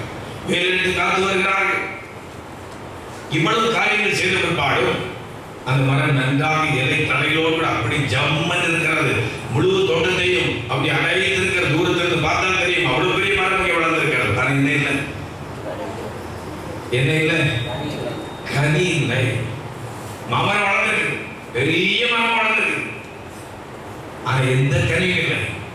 வருஷமாகிவிட்டது, பல வருஷம் ஆகிவிட்டது. ஆனா அதற்கு முன்னர் வைத்த அநேக மரங்கள் பல முறை கனி தந்து பலன் கொடுத்து அந்த தோட்டக்காரரை சந்தோஷப்படுத்திக் கொண்டிருக்கிறது என்று வைத்துக் கொள்வோம். அப்ப இந்த கோடாரி எங்க போகும்? கனி அடிக்கடி கொடுத்திருக்கிற மரத்தை கொத்தி போடுவதற்கு போகும் அல்லையா? அப்படித்தானே? எங்க போகும்? அந்த கனி கூடாத மரத்தின் அடிவாரத்திற்கு கடந்து போகும். இதான் உண்மை. நாம் நீங்கள் எப்படி இருக்கிறோம்? காலத்தை பார்த்தால் போதகராக இருக்க வேண்டிய நீங்கள் எத்தனை வருடமாகிவிட்டது நம் அறிஞாண்டவரை சொந்த ரட்சகராக ஏற்றுக்கொண்டு பின்னால் அமர்ந்திருக்கிறவருடைய ஏகையை செஞ்சார்கள். அவர் சொல்லுவாங்க, ஐயா இந்த சாக போற காலத்துல இயேசுவா இருந்திருக்கிற ஐயா, இதே இயேசுவை, இந்த திருச்சபையின் ஐக்கியத்தை, இந்த கூட்டத்தை ஒரு 10 வருஷத்துக்கு முன்னாடி நான் தெரிஞ்சிருந்தேன் அப்படின்னா அல்ல, அப்படி வாங்கிக்கிற பாருங்க, எதிர்பார்ப்புகளை பாருங்க. ஆனால் எத்தனையோ ஆண்டுகளுக்கு முன்னாடி ரட்சிக்கப்பட்டிருக்கிறோம். நம்ம என்ன மாற்றம்? ஆத்மீக ஜீவிதத்தில் என்ன மாற்றம்?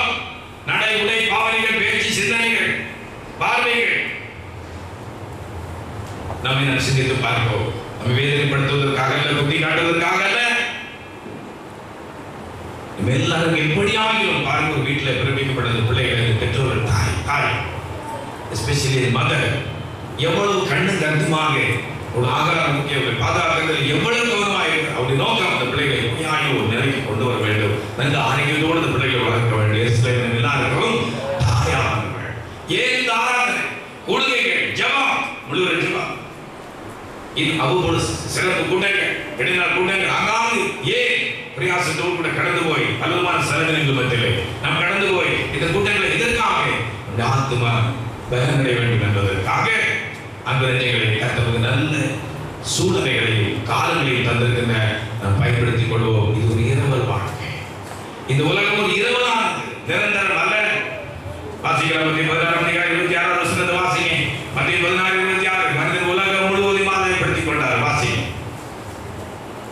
மனிதன் உலகம் முழுவதும் ஆதாயப்படுத்திக் கொண்டாலும் தன் ஜீவனை நஷ்டப்படுத்தினால் அவனுக்கு லாபம் என்ன? லாபம் என்ன? பெரிய பட்டதாரி, பணமடைந்தவர், பெயர் சொன்னால் தெரியாத ஆளே இல்லை. அந்த மரித்து போன பிற்பாடு அவர் ரட்சகராய் இயேசுவை அறியாத பட்சத்திலே அவருடைய மறுமையின் வாழ்வு பூஜ்யமாய் போய்விடுகிறார். இந்த உலகத்தில் எப்படி வாழ்ந்தோம் என்பதல்ல, இந்த ஆத்மா எப்படி வாழ்கிறது. யோபை குறித்து வாசிக்கும் போது கர்த்தர் கொடுத்தார், கர்த்தர் எடுத்தார், கர்த்தராமத்துக்கு ஸ்தோத்திரம். ஹல்லேலூயா. இந்த உலகத்தின் காரியங்களை குறித்து கவலைப்படவே இல்லை. நான் அவரை பார்க்க வேண்டும். என் மீட்பர் உயிரோடு இருக்கிறார், நான் அவரை காண்பேன். அந்நிய கண்களால் அல்ல, என் சொந்த கண்களால் நான் அவரை பார்ப்பேன். அந்த கடைசி காலத்தில் கடைசி நாட்களில் பூமியில் இருப்பார் என்பதை நான் அறிந்திருக்கிறேன். அது உண்மை. ஆனால் அதுவல்ல, இப்பொழுது இந்த சரீரத்திலிருந்து, இந்த தோல்வதாய் அள்ளிக்கு போன பிற்பாடு இந்த சரீரத்திலிருந்து என் கண்களால் அவரை விசுவாசம். ஹல்லேலூயா, ஹல்லேலூயா, ஹல்லேலூயா. நோக்கமும் சிந்தையும் அதுவாக இருக்கட்டும். இரவலான உலகத்தில் வாழ்ந்து கொண்டிருக்கிறோம். இது நிரந்தரம் அல்ல, அசைந்து கொண்டிருக்கிறது. பாருங்க, கொள்ளை நோய் வெளிப்படுத்திய விசேஷத்தின் படி 1/3 கர்த்தர் அழித்து போடுவார் என்று வேதம் சொல்கிறது. அந்த நிலை ஆரம்பமாகிக் கொண்டே இருக்கிறார். அழிவு பெருகிக் கொண்டே இருக்கிறார். தேவஜனங்களை பாதுகாத்து வந்து கொண்டே இருக்கிறார். ஜனங்களுக்காக நான் ஜெபிப்போம். அவருடைய பாவங்களை நிமித்தமாக, அக்கிரம நிமித்தமாக கர்த்தர் அழிக்கிறார் என்று நான் சொல்லுவதை விட்டுவிட்டு, ஆண்டவரே அப்படிப்பட்ட பாவத்தோடு இருக்கிறவர்களை ரட்சியமாண்டவரே என்று ரட்சிக்கப்பட்ட தேவனுடைய பிள்ளைகளாகினார்.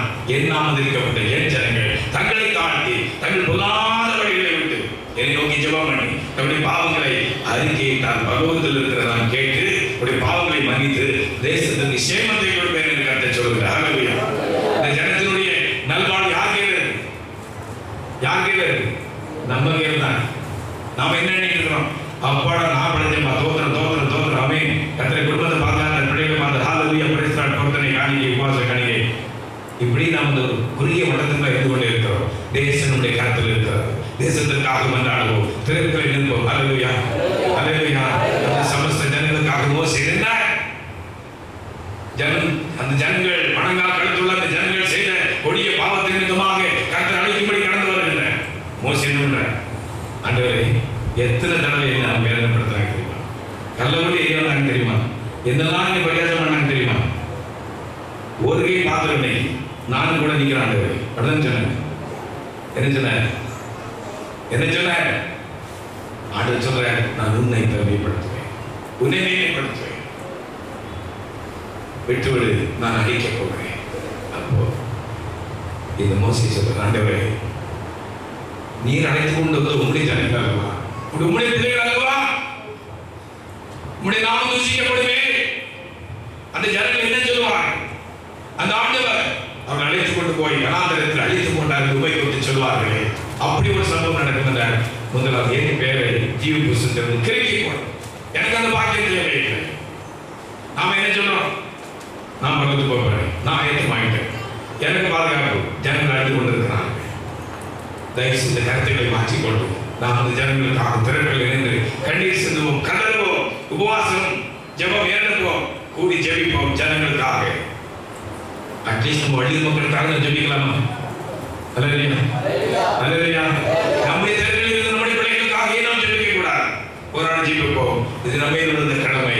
இது இரவு உலகம் எல்லாம் மாறி போகிறது, மறைந்து போகிறது. அக்கினாலும் கந்தகத்தினாலும் இந்த உலகம் எரிந்து சாம்பலாக போகிறது. இதான் நரகம். இந்த நரகத்தில் தான் இங்கே தான் இப்பொழுது பாதாள பூமியில் தான் இருக்கிறார். கர்த்தர் எல்லாவற்றையும் சேர்த்து அக்கினால் கந்தகத்தினாலும் எரித்து இது நரகமாக மாற்றிவிட்டு இந்த நரகத்தை, இந்த உலகத்தையே சார்ந்து வாழ்ந்து கொண்டிருக்கிறவர்கள் எல்லாரும் இங்கே இருக்கும்படி செய்துவிட்டு அந்த பரமராஜ்யத்திற்காக, அந்த நிலையான தேசத்திற்காக, இந்த உலகத்தில் யார் யார் இது இரவலின் வாழ்க்கை என்று அறிந்து உணர்ந்து அந்த நித்திய வீட்டுக்காக ஆயத்தமாகி கொண்டிருக்கிறார்களோ அவர்களை அழைத்துக் கொண்டு போகும்படி கர்த்தர் வரப்போகிறார். அல்லேலூயா, அல்லேலூயா, அல்லேலூயா. முறுமுறுப்புகளை மாற்றிக்கொள்வோம். அல்லேலூயா. நான் இந்த ஆணவத்தை மாற்றிக்கொள்வோம். கர்த்தருடைய கருத்துக்களாக அடங்கியிருப்போம். அடுத்தபடியாக நாம் செய்ய வேண்டிய காரியம், நாம் ஒரு இரவலான வாழ்க்கை வாழ்ந்து கொண்டிருக்கிறோம். நிரந்தரமில்லாத, நிர்பந்தமில்லாத ஒரு உலகத்தில் வாழ்ந்து கொண்டிருக்கிறோம் என்பதை மனதில் கொண்டு இந்த பரமராஜ்யத்தை நோக்கமுடையவர்களாய் காணப்படுவோம். அடுத்தபடியாக நான்காவதாக செய்ய வேண்டிய காரியம், அந்த ஆத்மா பிழைப்பதற்கு நானும் நீங்கள் செய்ய வேண்டிய காரியம். 6 வாசிங்க. 2 ராஜாக்கள் 6ஆம் அதிகாரம் 6வது வசனத்தை வாசிங்க. தேவனுடைய மனுஷன் அது எங்கே விழுந்தது என்று கேட்டான். போது அவர் கதறி கொண்டு வருகிறார். ஐயா விழுந்து போயிட்டு தேவ சொன்னதாகி போயிட்டார். அப்போ கேட்கிறார், எங்கே விழுந்தது சொல்.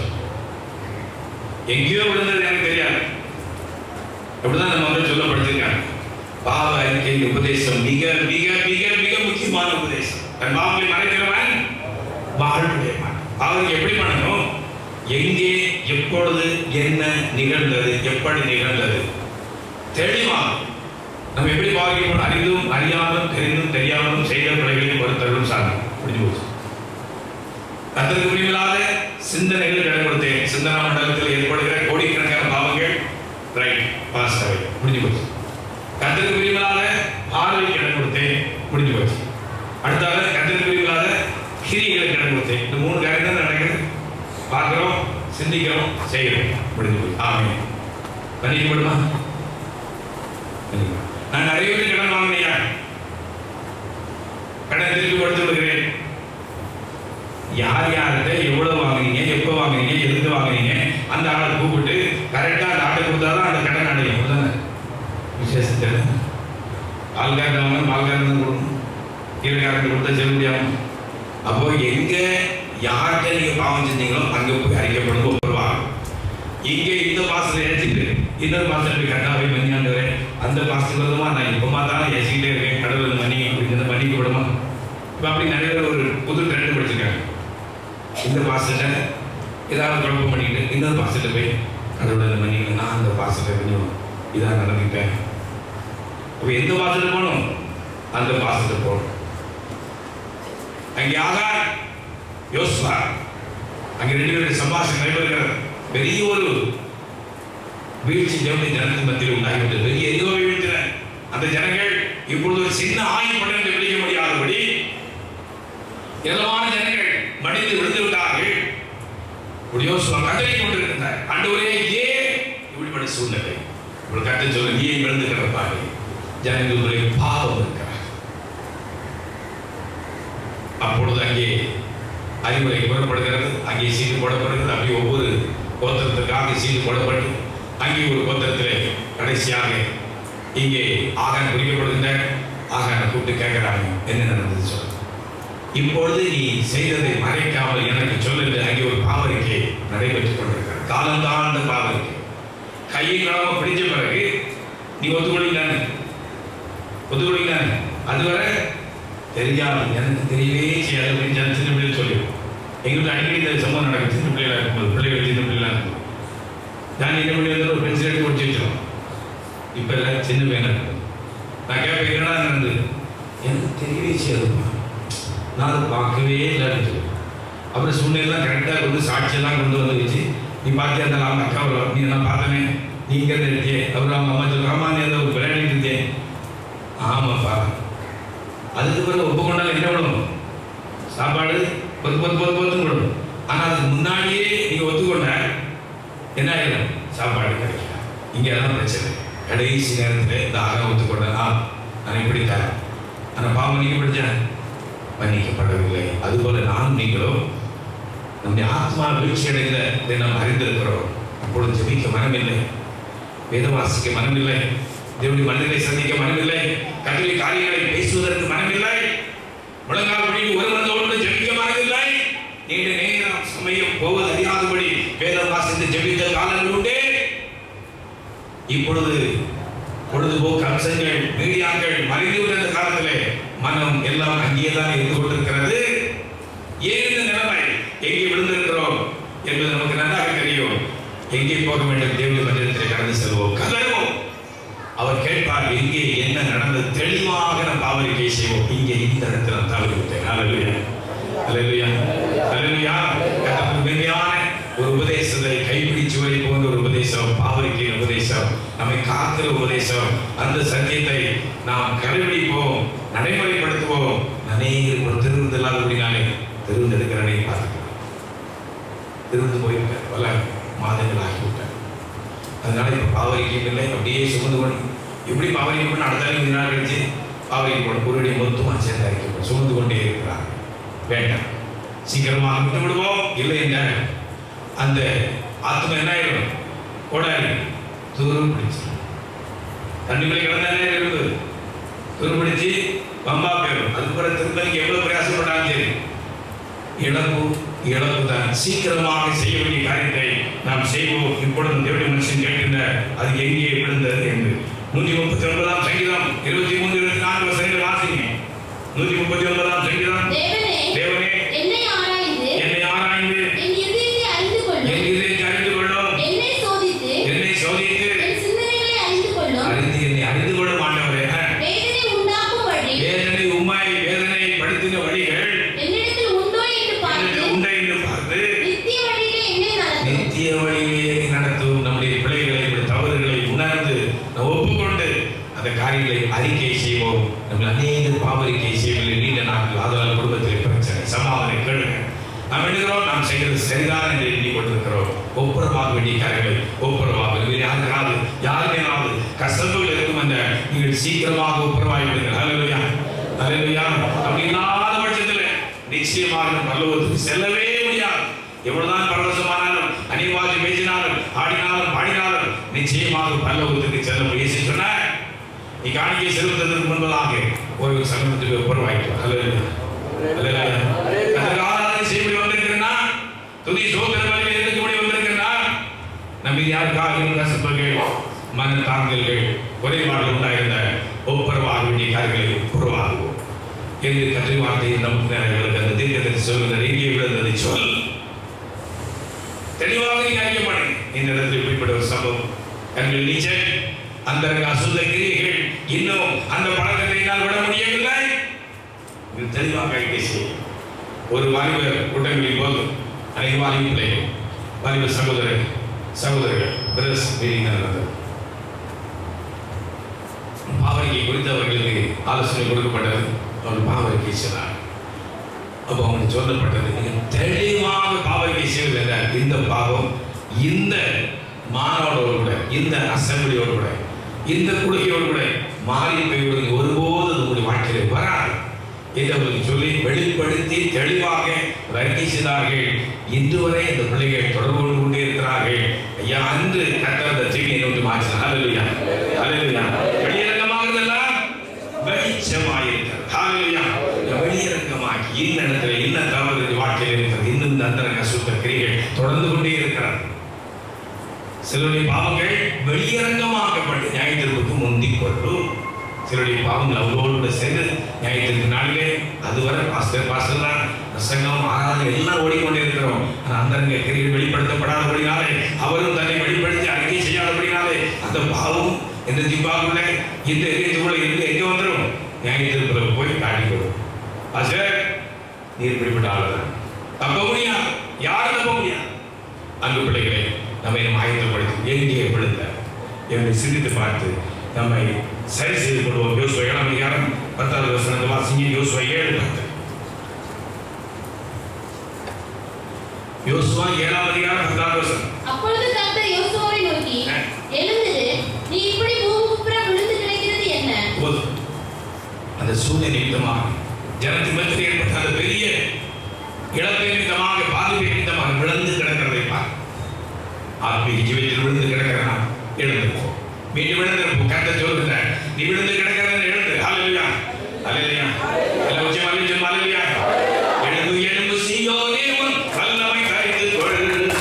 எழுந்து எழுந்து சீயோனே, உன் வல்லமை தரித்துக் கொள். தூசியே எழுந்து அவன்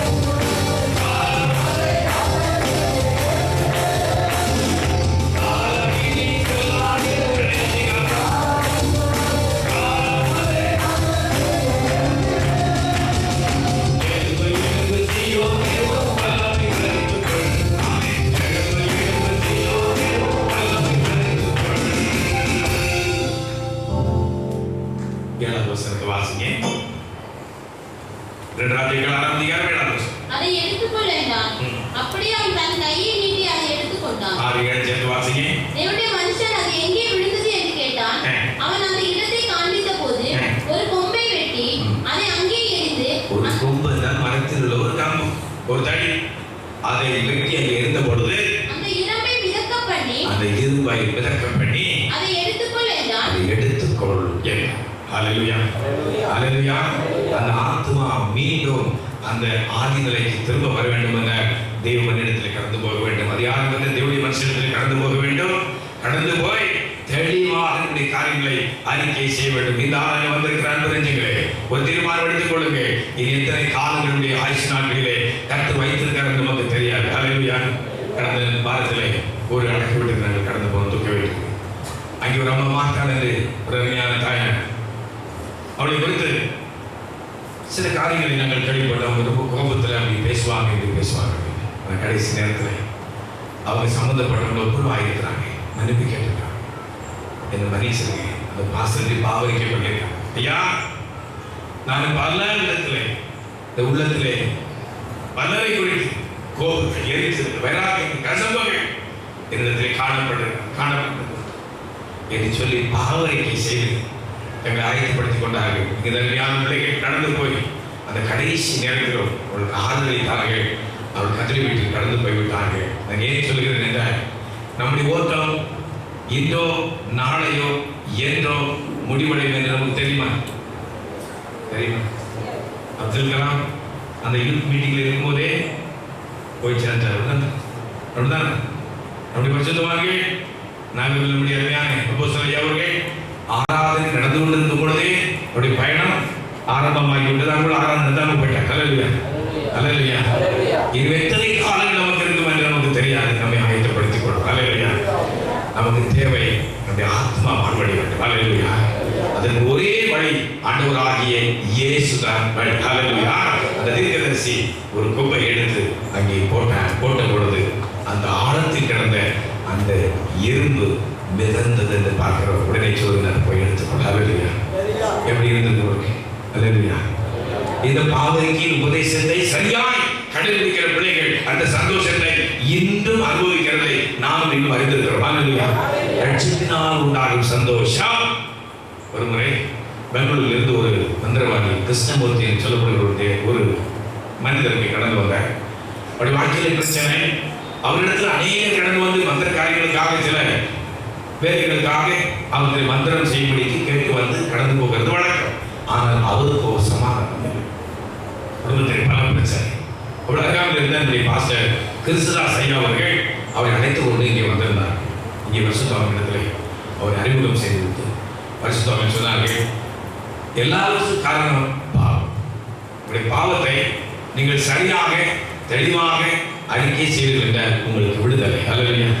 எல்லாரும் கவனமா கேட்கிறீங்களா? ஹல்லேலூயா. தன் பாவங்களை மறைக்கிறவன் வாழ்வடைய மாட்டான். அவர்களை அறிக்கை செய்து விட்டு விடுகிறவனும் இறக்கப்படுவான். யாற்று மறைக்கிறது? யாற்று மறைக்கிறது? சொல்லுங்க, யாற்று மறைக்கிறது? இயேசு மட்டும் மறைக்காம நாம அறிவிக்கிறோம். அப்படிதானே? அப்படிதானே? அப்படிதானே பார்க்கணும். தலையாட்டினாலும் தப்பு, அலையிட்டாலும் தப்பு, பெரிய குழப்பமா தான் தலை சொல்லுறாரு. எசப்பட நீங்க மறைச்சிருங்களா? மறைக்க முடியுமா? அவருக்கு முன்பாக சகல வெளியரங்கமாக இருக்கிற மறைவான சிருஷ்டி ஒன்றுமில்லை காண்கிற சகோதர சகோதரிகள் மனிதர்கள் ஆசாரியர்களிடத்திலே மறைக்காதபடி அறிவிக்க வேண்டும். இந்த உபதேசம் தான் அவர் கொடுக்கப்படும். நீதிமொழி 28:13 அவர் கொடுக்கப்படும். இந்த பாவனைக்கு குறித்த சில காரியங்கள் அவர் சொன்னார், என்னுடைய பாவம் உலகத்துக்கே தெரியும். நான் எவ்வளவு குடும்பங்களை வேதனைப்படுத்திருக்கிறேன், இல்லாம ஆக்கியிருக்கிறேன், எல்லாருக்கும் தெரியும். அந்த சாபம் தான் மேல விழுந்திருக்கிறதுன்னு எனக்கு தெரியும். அதை நம்ம வைக்கப்பட வேண்டிய அவசியமே எனக்கு இல்லை. அவர் எப்படி பாவனை பண்ணார் தெரியுமா? நம்ம எப்படி பாவனை பண்ணுவோம்? நான் ஜெபம் பண்ணவில்லை, நான் வேதம் வாசிக்கவில்லை, நான் கோபப்பட்டு விட்டேன். இப்படிதான் பாவிக்கணும். இப்படிதான் பாவிக்கணும். எப்படி பாவிக்கணும்?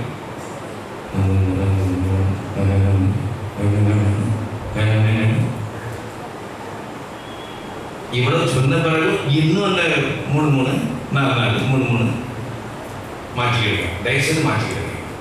வெளியரங்கமாக இருக்கலாம், வெளியரங்கமாக இருக்கலாம். ஒருமுறை என்னுடைய தலைமையை சொன்னாங்க, நீங்க பாவனைக்கப்பட்ட காது கேட்கலாம், ஆமைன்னு சொல்ல மாட்டேன். உண்மைதான், உண்மைதான், சரிதான். அது ஆமைன்னு தான் என்ன அர்த்தம்? அப்படியே ஆகட்டும். நீங்க சொல்ற பாவம் தான் கேட்கவே இல்லை, யாரும் கேட்கவே இல்லை. அப்ப எப்படி அப்படி ஆகணும்னு சொல்ல முடியும்? தேர்வு பிள்ளைகளாக பாவரிக்கு தெளிவாக பாவரிக்கப்படும். அந்த சகோதரர் என்ன பண்ணினார்? சத்தமான பழைய தேவாலயம் இருந்தது, புதிய கட்டிடம். பழைய தேவாலயம் இருந்தது காலையில் சுமார் 30 வருடங்களுக்கு முன்பு நடந்த சம்பவம். நாங்கள் சின்ன பிள்ளைகளாக இருந்தோம். அவர் அறிக்கை பண்ணார், சத்தமோடு அறிக்கை பண்ணார். மக்களை சுற்றி கேட்க ரொம்ப இருக்குது. தெளிவெல்லாம் முஸ்லீம்லாம் அறிக்கை பண்ணுறது கொஞ்சம் அமைதியாக அறிக்கை பண்ணக்கூடாது. ஏன்னா அப்பெல்லாம் அமைதியான அறிக்கை பண்ணுவோம். எல்லாருமே அமைதி.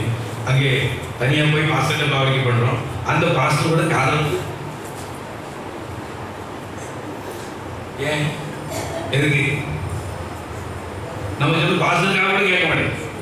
ஏன்னா ஒரு கேட்டக்கூடாது. கேட்டோம்னா நம்ம அப்புறம் ஒன்றும் இல்லை நினைக்கிறோம். நம்ம எவ்வளோ பரிசுத்தவனாக இப்படி இருக்கோம். ஏன் இந்த நாடகம் வேண்டாம், வெளியரங்கமாக்குவோம், வெளிப்படுத்துவோம். ஒரு அருமையான சகோதரருக்கு தெரியும், வந்திருக்கிறார், அங்கே தான் இருக்கிறார். தெளிவாக பாவிக்கப்படுவேன். என்னென்ன காரியங்கள் வாழ்க்கையில் நடந்தது ஆண்டவரே என்னை மன்னிங்க. கர்த்தரை பரிசுத்தப்படுத்திக் கொண்டே வெளியரங்கமாக இருந்ததா வெளிச்சமாய். ஹல்லேலூயா, ஹல்லேலூயா. அவர் அறிக்கை செய்தார். அவர் அறிக்கை செய்யும் பொழுதே அவருக்கு ஒரு தரிசனம் அவருக்கே கிடைக்கிறது. ஒரு வயது மாமா ஒரு பெரிய பாக்ஸ் இந்த பாக்ஸ்ல இருந்து தேவையில்லாத ஒவ்வொரு காரியமாக எடுத்து ஒவ்வொரு அதிகமான பண்ணேன், ஒவ்வொரு பாவத்தையாக சொல்ல அந்த வேஸ்ட் முதல்ல ஒண்ணுதான் போட்டுட்டே இருக்கிறேன். அது வந்து தெரிந்து கொண்டே இருக்காது. இப்போ அந்த பாக்ஸ் வந்து எம்டி ஆகிக்குள்ள ஒன்றும் இல்லை. அந்த எம்டி அந்த பாக்ஸுக்குள்ள ஒரு பெரிய ஒரு வெளிச்சம் உள்ள வந்தது. அடுத்த செகண்ட் அந்நிய பாசை அடையாளத்தோடு கூட அந்த அருமையான கிருஷ்ணமூர்த்தி ஐயா அவர்களை கர்த்தர் நிரப்பினார். ஹல்லேலூயா, ஹல்லேலூயா, ஹல்லேலூயா, ஹல்லேலூயா. என்னுள்ளம் தேவன் பால் பொங்கி வழியுதே, என்னை ரட்சித்தார் ஆடி பாடுவே. என்னுள்ளம் தேவன் பால் பொங்கி வழியுதே, என்னை ரட்சித்தார் ஆடி பாடுவே. எவரும் அறியாதே என்னுள்ளம் பொங்குதே.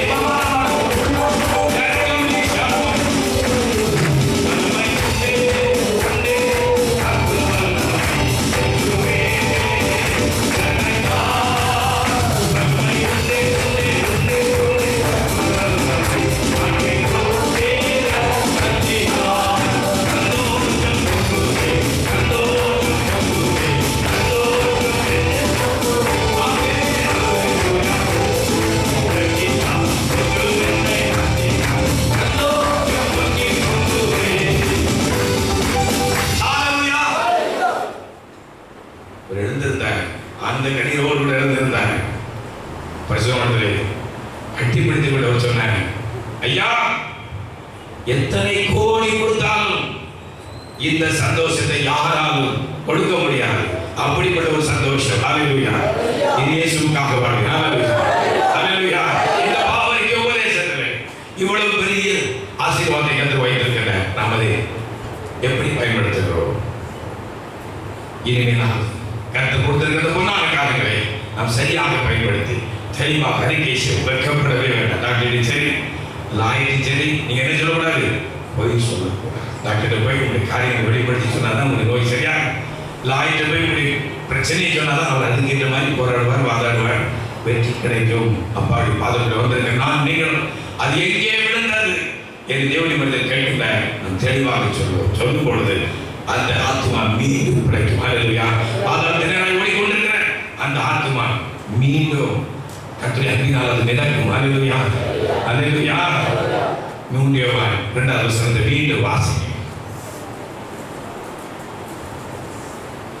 முதியவான் 2வது வசனத்தை மீண்டும் வாசிங்க. பிரியமானவனே, பிரியமானவனே, பிரியமானவனே, உன் ஆத்துமா வாழ்கிறது போல வாழுகிறது போல நீ எல்லாவற்றிலும் வாழ்ந்து சுகமாய் இருக்கும்படி வேண்டி ஆத்மா வாழ்வடைய வேண்டும். அல்லேலூயா. கோடாரி எல்லாரும் மனசில் இருக்குதாங்க. அல்லேலூயா. மறக்குமா? மறக்காது. கோடாரி மறக்காது. எது மறக்காம இருக்கணும்? ஆத்மா. அல்லேலூயா, அல்லேலூயா. கோடாரி எதுக்காக நம்ம காட்டணும்? இப்போ ஆத்மாவை குறித்து நம்ம அறிந்து கொள்ளும்படி அந்த கோடாரி மூலமாக ஆவியானவர் நம்மோடு பேசியிருக்கின்றார்.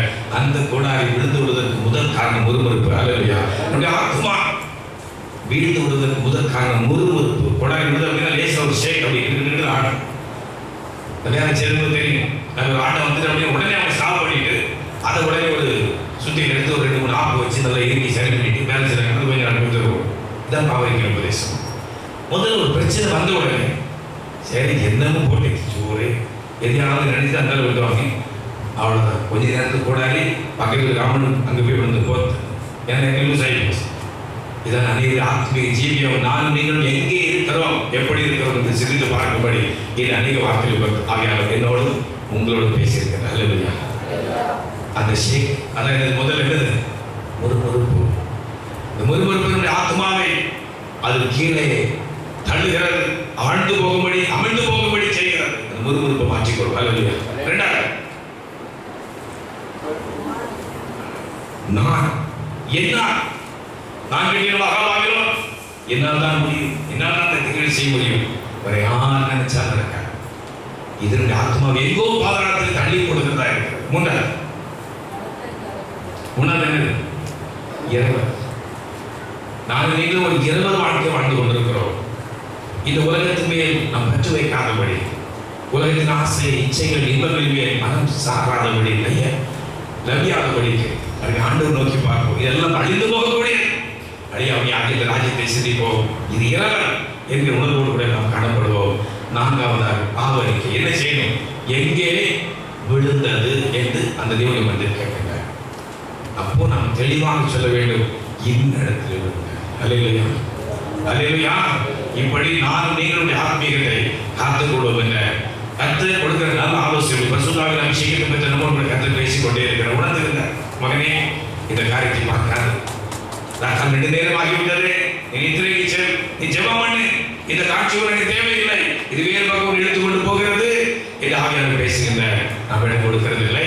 சற்று நேரத்துக்குள்ளாக இந்த ஆத்ம வீழ்ச்சி அடைகிறது. நான் நீங்கள் மறந்திருக்கிறோமே, இந்த சூழ்நிலை மாறட்டும். அல்லேலூயா, அல்லேலூயா, அல்லேலூயா.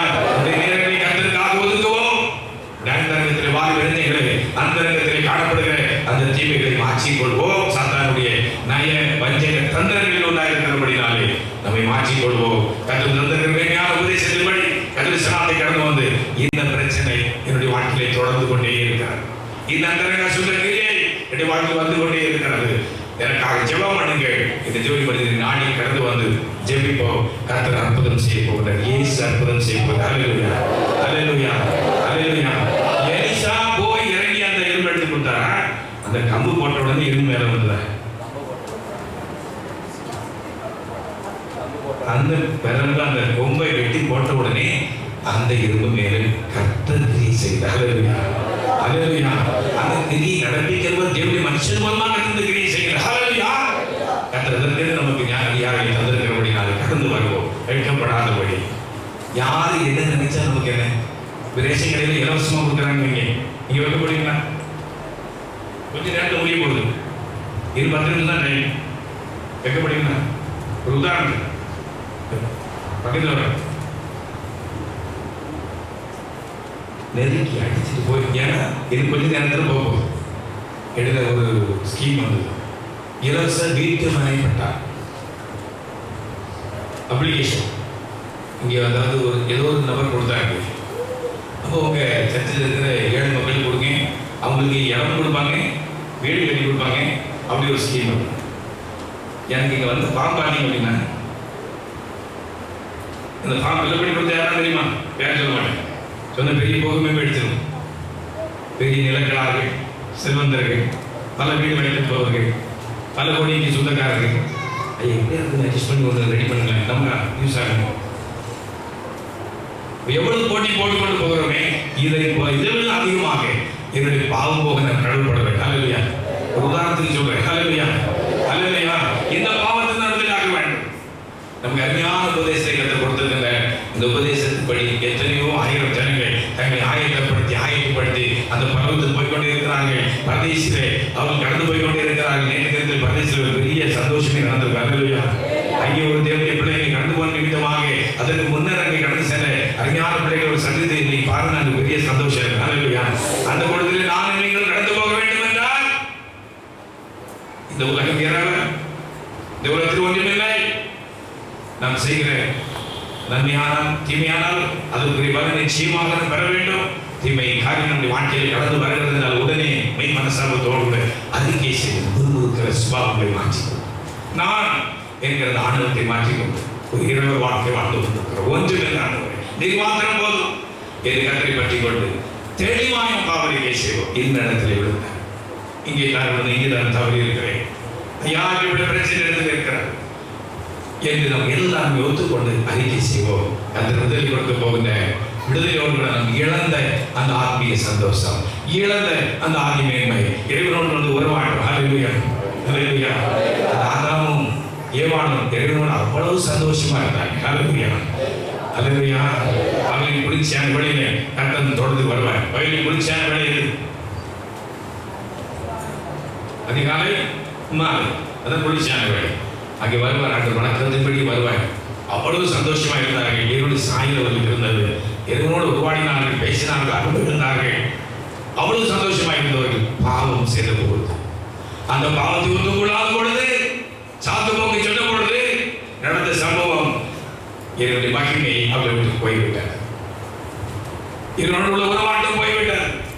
அந்த பரிதாபமாய் யாருக்கென்று இந்த தோட்டத்தை உருவாக்கினாரோ அந்த தோட்டத்தில் இருந்து அவர்களை வெளியேற்றினார். என்னை உங்களை இந்த மகிமையான தோட்டத்தில் கொண்டு வந்திருக்கின்ற ஒரே நோக்கம் நான் பரலோகத்துக்கு செல்வேன். அதுக்கு தடையா எது வந்தாலும் சரி, இந்த உலகத்தின் காரியங்கள் எதுவாக இருந்தாலும் சரி, இது இறைவன் எல்லாம் தோன்றி மறைந்து போகிற ஒன்று. நான் ஆண்டவருக்குள் கர்த்தருக்குள் எப்பொழுது உண்மை உத்தமாக இருந்து அந்த ராஜ்யத்திற்கு செல்வேன் என்ற நம்பிக்கையோடு நான் நீங்களும் நம்மை ஆயத்தப்படுத்திக் கொள்வோம். இந்த ஆத்மீக ஜீவியத்தை தொடர்ந்து உற்சாகமாய் நடப்போம். இந்த எலிசா தீர்க்கதரிசியுடைய அந்த தீர்க்கதரிசிகளுடைய புத்தனுடைய காரியங்களை ஒரு வாழ்க்கையில் நடந்த ஒரு சம்பவத்தின் மூலமாக இந்த ஆவியானவர் நம்மோடு பேசின அந்த கோடரியை நம் மனதில் நினைத்து வைத்துக் கொள்வோம். அது விடுவதற்கு காரணமாக இருந்த காரியங்களை சிந்தித்து ஆத்மீக ஜீவியத்திலும் நம்முடைய ஆவிக்குரிய பயணத்திலும் என்னென்ன பிரச்சனைகள் வரும் என்பதை ஆவியானவர் நமக்கு உணர்த்தி காண்பித்திருக்கிறபடினாலே அதன்படி நம்முடைய வாழ்க்கையை சரி செய்து ஒரு தீர்மானத்தோடு கடந்து செல்வோம். நல்ல ஆசிரியர் ஆசிரியர்